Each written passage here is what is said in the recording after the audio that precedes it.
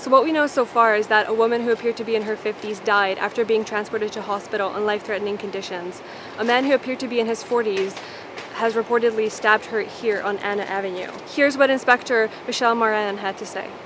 So approximately 1 o'clock this afternoon, Ottawa EMS received a distress call from the address here at 200 block on Anna Street. When they arrived on scene, they observed a male stabbing a female on the street. Police attended a short time later.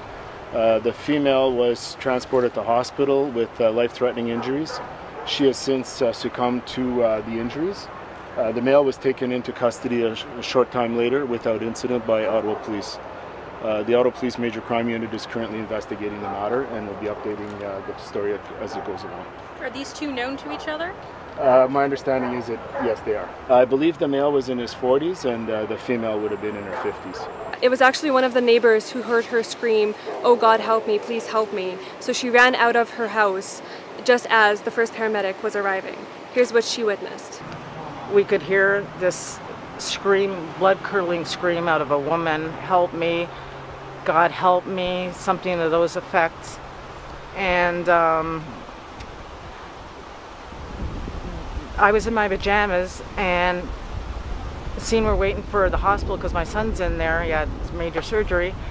And then it's like, well, no, these are my neighbors. I've got to go. So I said, you can wait here if you want. But she followed behind me. So I just ran across the grass. And as I turned the corner, the paramedic had just pulled up, just opened the door, yelled at the gentleman, knew his name, told him, sit down, sit the F down, don't you move, whatever. And I was going to go over to her and pull her skirt down or her nightdress down and see if I could somehow help. And he told me, because I didn't see him, kick the knife away. So I backed up and I just said, do you need me to call the police or whatever? And he said, no, they're on their way. And then an ambulance came shortly after, and then I could tell undercover cops they were coming this way. So I just waited because I thought I'll watch I said, well, I'll watch your car for you. I didn't know what to do. I kind of didn't want to leave him there either by himself, like even though he knows what he's doing, the paramedic, because he's trying to attend to her.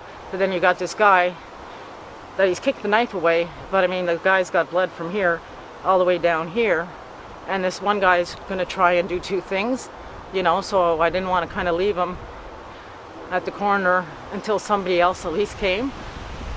So once the ambulance came, I knew, okay, he saved the other one, you know, they'll be taken care of, and then I came home.